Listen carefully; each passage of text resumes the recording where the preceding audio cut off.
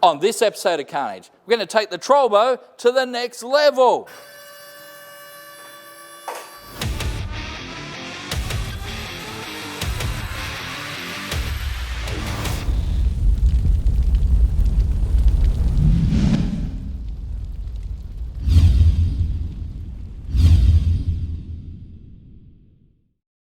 Hey guys, and welcome to Carnage. This is the Trolvo. It's a cheap project car that we bought with a 1JZ, which is awesome, but it has been problem after problem after problem. But we've had a few wins as well. Right now it's making 20 pounds of boost, 300 kilowatts of the tyres, and we've just come back from Summernats where we had an awesome time.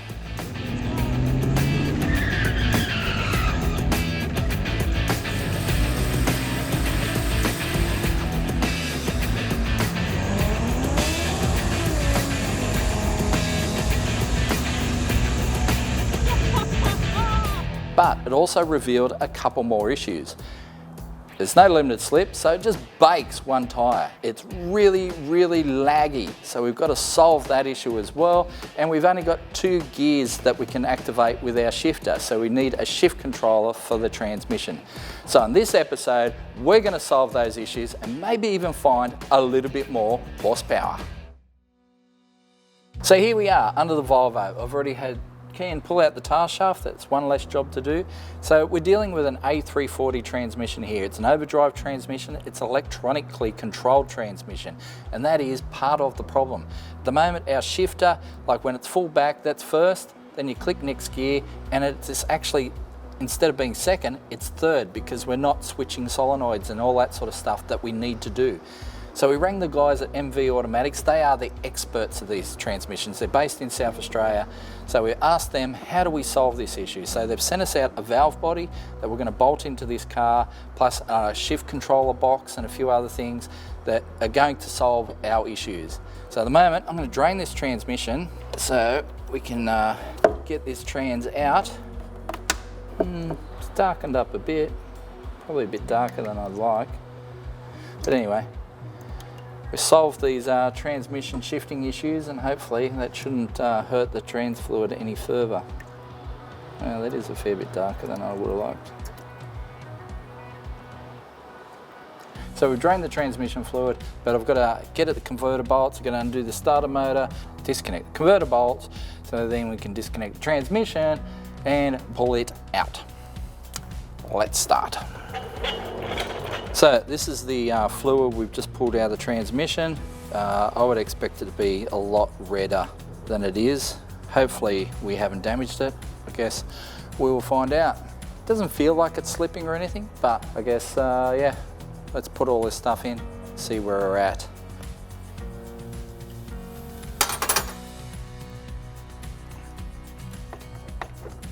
Disconnect the battery so I don't create any sparkies. Let's get that starter motor out.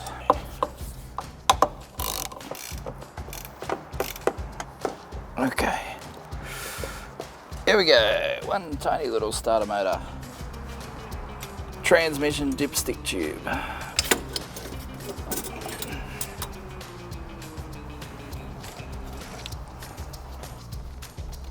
Just to protect the old shifter linkage there.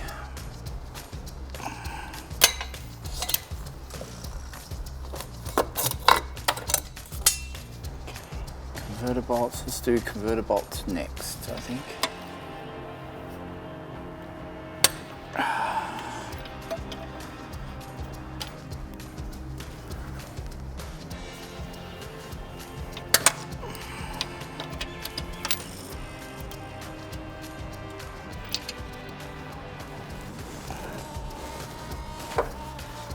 I get a feeling there's more than 4 converter bolts because they come around quite quickly. That's 4. And there's a 5th. Come on. Let's see if there's 6. Yep.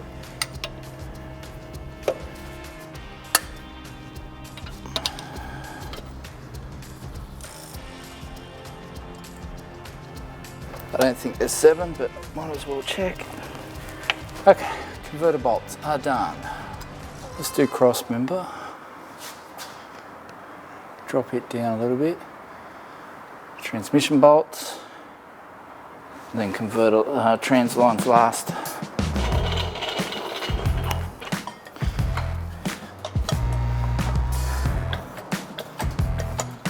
Seriously, we'd be lost without this thing. How many transmissions have we done now? Couldn't count how many times we've had transmissions on this thing.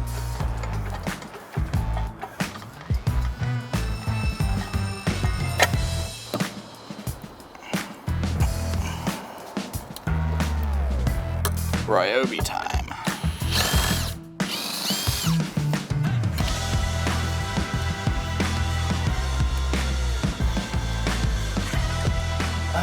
This is really annoying. The cat's in the road. I don't want to have to drop the exhaust. Okay, so I'm going to have to drop this exhaust down a little bit, which is annoying. So let's drop down a little bit. So now, snap that back.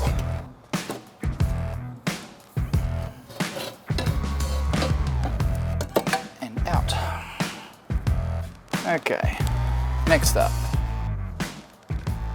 those transmission bolts.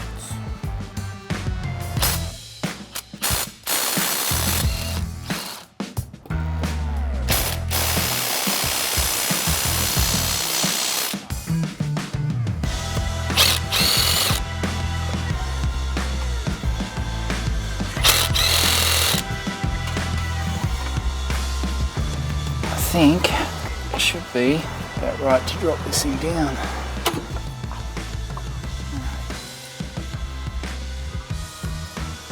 Converter's just hung up on the back of the crank, we'll just separate that.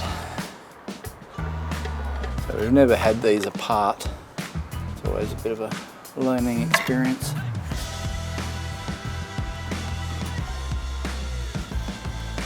Scotty's friend to the rescue.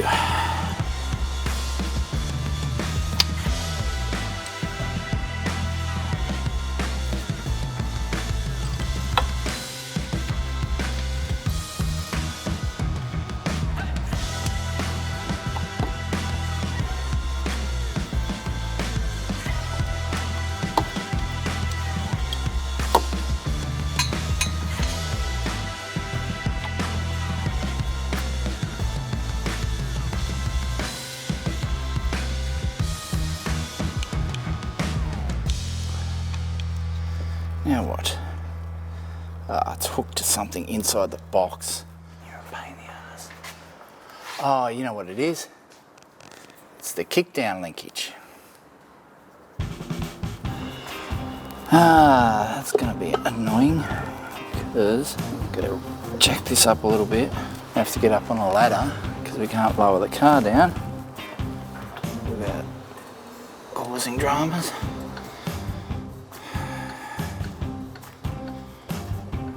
The tension out of it. Alright, grab a ladder, unhook that kickdown linkage, then we'll be right.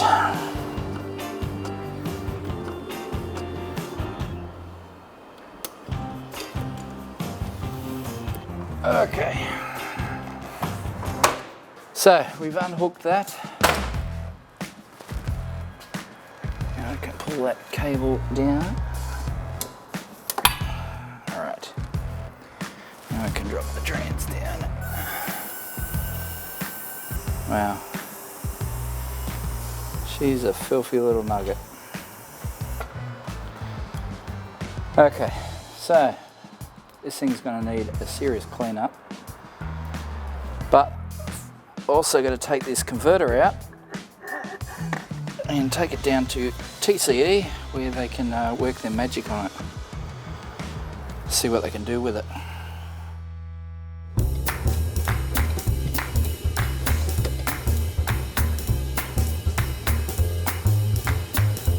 So I made a trip up here in the mighty Everest to Torque Converter Engineering, where the boys are going to modify that A340 converter for us. So we're probably looking for about 3,500 RPM stall. We're going to probably remove the lockup component from the converter as well. So it should allow us to come up on boost a lot quicker. You know, before we struggled to do a burnout. Now with the converter, we should be able to flare it up, get up on boost quick, fire up out of the hole. So that is the plan.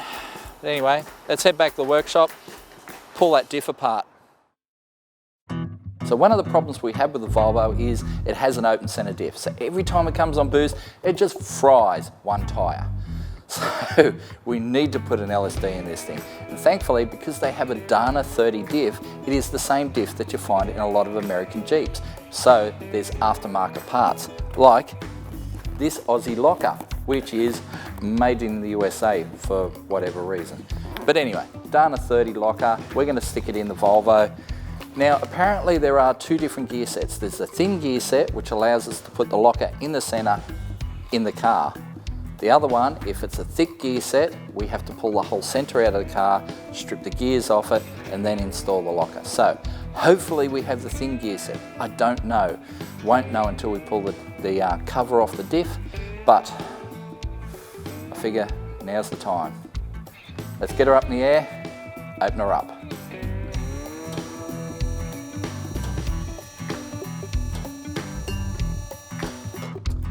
It isn't a massive diff, but they reckon they will handle some power. It is a 3:7:3 ratio, so I reckon we'll stick with that, given that the engine loves a rev, so we'll stay with that. But yeah, got to remove the panhard bar, and then our little tin plate. See what mysteries await.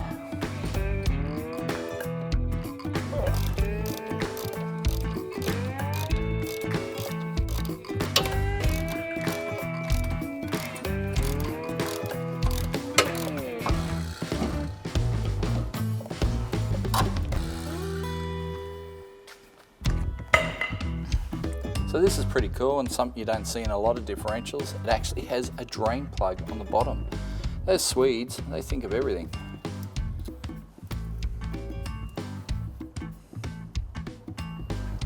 This is gonna stink.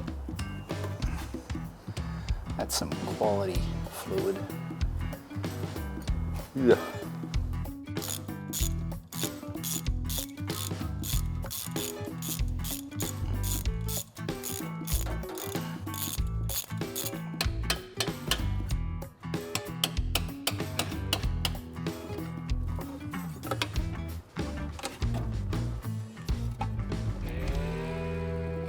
I'm guessing they're not the thin gears.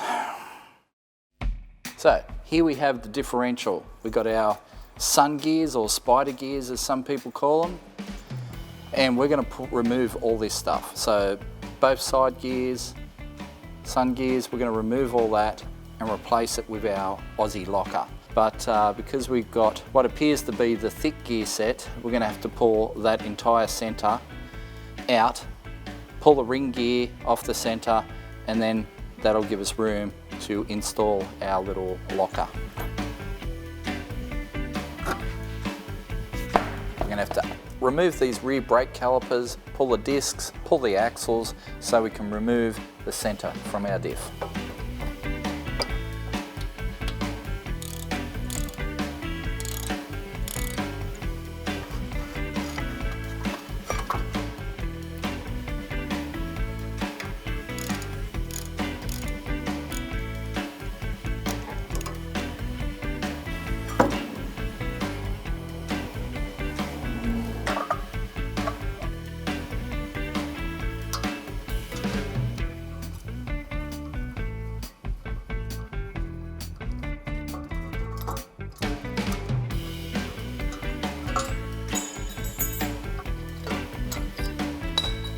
Just going to use the slider hammer to pop the axle, like so. I mean, you can leave the axle in there like that, or you can pull it all the way out if you like.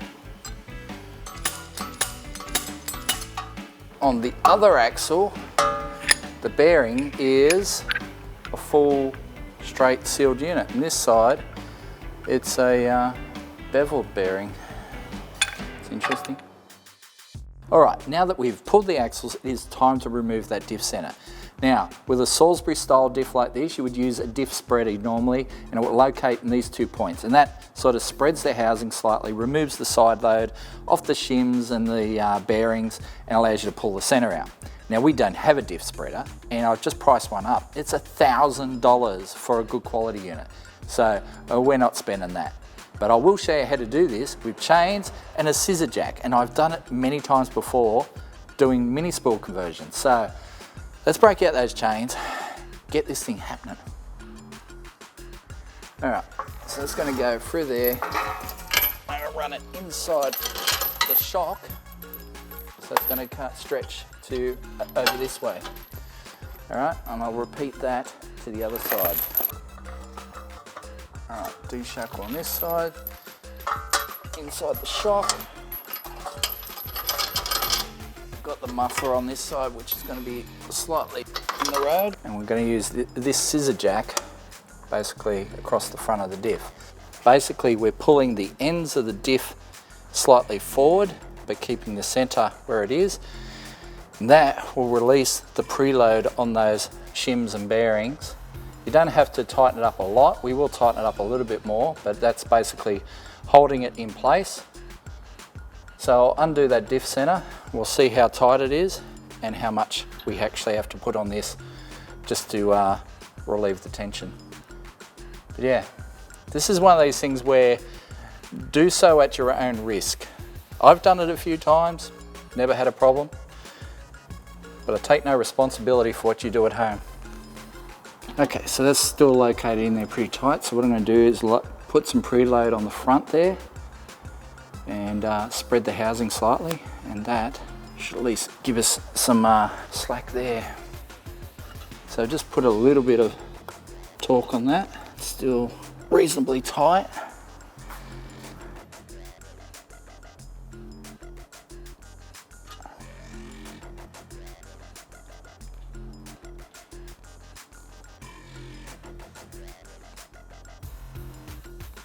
Okay, so sometimes it just needs that little twist further. So upon reading the instructions, it turns out the shims are behind the bearings, which is interesting. So what I'm going to have to do is basically, press at least this bearing off so I can get this plate off, so I can split the ring gear off the center, which will allow me to access that pin, remove that, so we can remove all the spider gears and replace it with a locker center. So we've got to split the bearings off that center, and I thought I had a separator in the workshop, but it turns out I don't, but I know where I can get one here in Forbes. So we'll go inside, get ourselves a bearing separator. So that's what I need, but there's a whole kit there that I don't really need. I'll see if they sell that separately.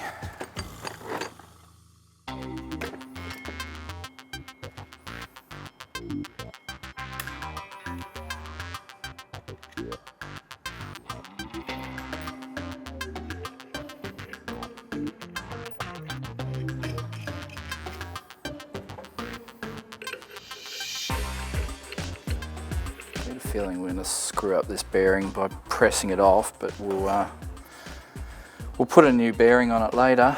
But yeah, for the moment, I think this might do the job. So normally you would do this on a hydraulic press, but because we're on the big end of the diff center, it's a little bit hard to get the blocks in there to pull against. So we're using this arrangement to pull the bearing off the top. It works.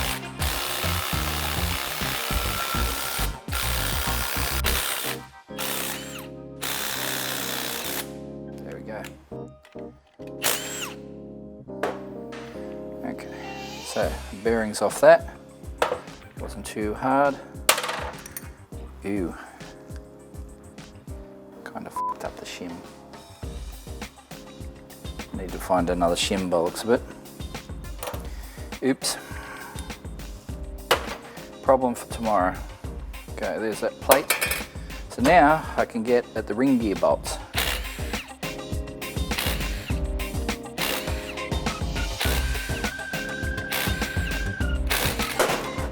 Wow. That almost never happens. Usually you have to press the bloody gear off. Okay, so now that we've got the gear off, we've got easy access to the inside. So we've got this pin we have to drive out. There's a little pin that runs through there. We've got to press it out. It locks that pin in place. And then we can put all our locker stuff inside.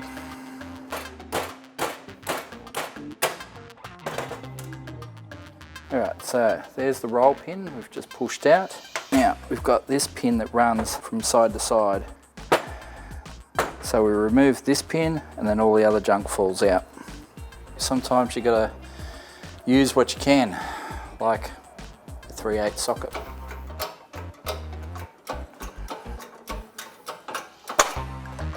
And there we go. That's our pin. It's probably the only part of the center that we'll reuse.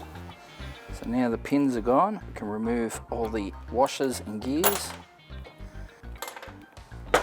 So it looks like the washers have had some wear and tear and some heat in them. Yeah. It's got a few heavy deposits on it where it's like had a build-up of heat, melted something, so I think I'll have to replace those washers. So it looks like I have to order some new thrust washers and maybe new bearings and a new shim. This is not going to be in and out in a day. Could have been, but just too many things going wrong. So looks like tomorrow's problem. Bring up Amazon. Done. All right, well, I've just ordered our parts for our Trolvo diff from Amazon.com, would you believe? Because Dyno 30 diffs are really common in the States, really easy to get the parts. And they reckon it will all be here within a week. But that kind of brings us to a standstill for this episode. So, you're gonna see it all next time on Carnage.